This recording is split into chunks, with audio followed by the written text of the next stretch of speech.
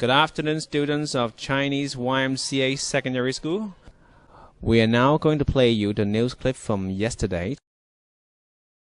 The chief executive will unveil details of a new homeowner scheme aimed at young families in her policy address next month.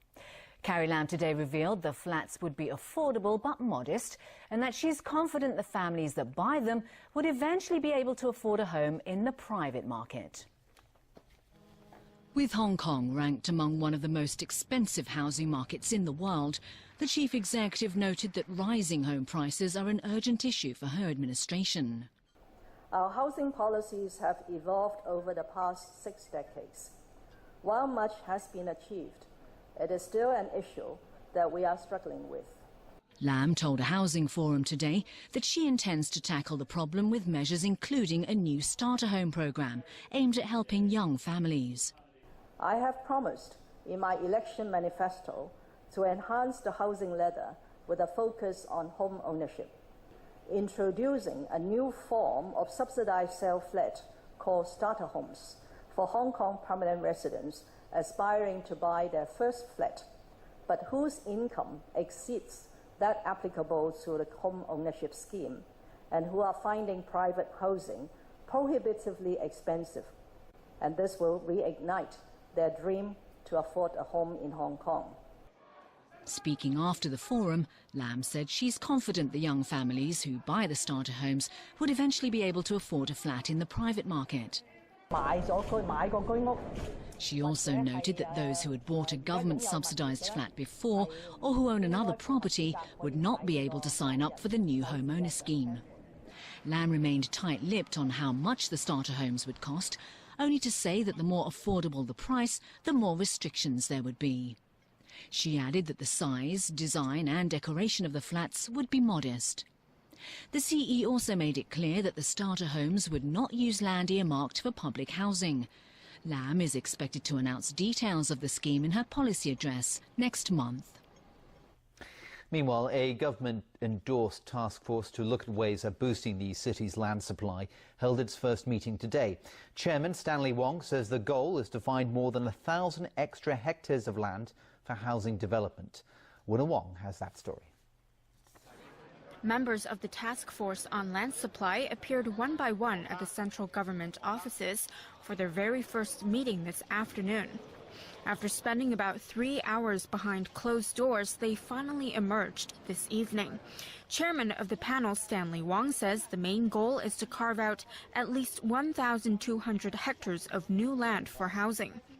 And within our meeting today, actually, there are some members who also raised the point that perhaps, this particular assumption is a little bit conservative. That particular member refers to the fact that under this particular assumption, we haven't had actually included the wish of a lot of the community to improve perhaps, the average living areas of every individual or every family in Hong Kong.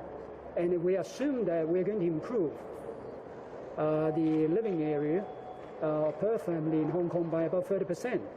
Wong says it's important that the panel takes into account the views of the public through consultations. Chief Executive Carrie Lam unveiled the expert panel to pinpoint issues regarding land supply and to come up with ways to ease the long-term housing problem. And even though Lam couldn't make the task force's first meeting today, she said she plans to go to future ones to express her opinions. As a result of the housing and land shortage, thousands of young children in Hong Kong are now living in what we call subdivided flats, when we have thousands of children living in those appalling living conditions. Can we not really do some reclamation outside in Victoria Harbour? Can we not really explore using some of the margins of the country park? Can we not enhance our efforts in resuming land and clearing some of the cottage areas in the rural NT to provide decent housing? The panel is expected to present its final proposal to the government by the fourth quarter of next year. Winner Wong, TVB News. The British Consulate General today apologised amid growing anxiety from students waiting for the delayed UK visas. As Elmi Long reports, local authorities have so far received over 1,700 emails and calls asking for assistance. The agony was finally over for these students who picked up their UK visas at the post office. It's a special arrangement by Hong Kong Post to facilitate the collection process. In recent days, hundreds of students complained of delays in getting their UK visas, including some who paid extra for priority services. It forced this New Zealander to cancel her university pre-course and reschedule flights. I just feel demoralised to move into a country that I don't really know, and it's just made that a lot more impersonal and just less welcoming. It hasn't been easy for her mother, who said she was at one point reduced to tears. It's really hurt me as a parent when you've seen your child for the last 2 years work really hard academically to achieve this goal, and then all of a sudden they get to the finish line and the UK visa department have stripped the joy, stripped the achievement. In a statement, the British Consulate General apologised for any inconvenience caused by these delays, even though it doesn't handle visas. It urged the relevant UK authority to resolve outstanding applications as soon as possible. Yet this peak season meant some cases weren't processed within the usual timescales, where the vast majority of applicants received a decision within 15 days. Students who need help from the Hong Kong government can call this hotline or register their case by email. Hong Kong Post said by 4 p.m. they had served around 400 students at the designated UK visa counter. Applicants who wish to collect their visas in person can still head over here to the General Post Office tomorrow. The special counter will again be opened from 8 in the morning to 8 at night. Elmi Long, TVB News. The Hong Kong Observatory says a storm moving towards Fujian province may spare the city. Tropical cyclone Guchol was moving in the general direction of the Taiwan Strait and the coast of Fujian this afternoon. Forecasters say it's expected to keep its distance from Hong Kong. Overseas now, and the most powerful Atlantic Ocean hurricane in recorded history has made its first landfall in the northeast Caribbean. Hurricane Irma is now a Category 5 storm, and nervous forecasters say it's packing a catastrophic mix of winds and moisture as it churns towards Florida. James Aiken reports. Satellite images show just how big this latest monster from Mother Nature really is. The eye of the hurricane has just passed over the island of Barbuda, knocking down power lines, ripping off roofs, and sending debris flying. Officials say the northern part of the island was hit hard, but it's too early to assess the extent of the damage.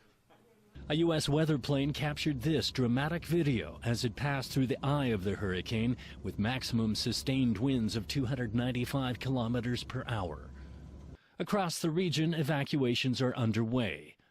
U.S. President Donald Trump has declared emergencies in Florida, Puerto Rico, and the U.S. Virgin Islands, and authorities in the Bahamas will evacuate 6 southern islands. Irma is expected to reach Florida by the weekend, and a state of emergency has been declared in all counties. The storm is massive, and the storm surge is predicted will go for miles and miles. And while it's still too early to tell exactly where the storm will hit, it is incredibly important that all Floridians keep a close eye on this incredibly dangerous storm. Do not sit and wait to prepare. Get prepared now. Meanwhile, residents are enduring long lines at gas stations and raiding store shelves for supplies. They only let you get 2 waters, and the line is around the block. This is the 3rd place I came to today. This is the first one I got any water in. Well, it's scary. I didn't think it was that serious until seeing how people are acting up. There was actually 2 people fighting over cutting the line and stuff like that. It's crazy. Experts say hurricanes like Irma and Harvey are being fed by warmer than usual waters. And forecasters are keeping an eye on a tropical storm to the east of Irma, as well as a tropical depression in the southwestern Gulf of Mexico. They say either system could become a hurricane in the next couple of days. James Aiken, TVB News.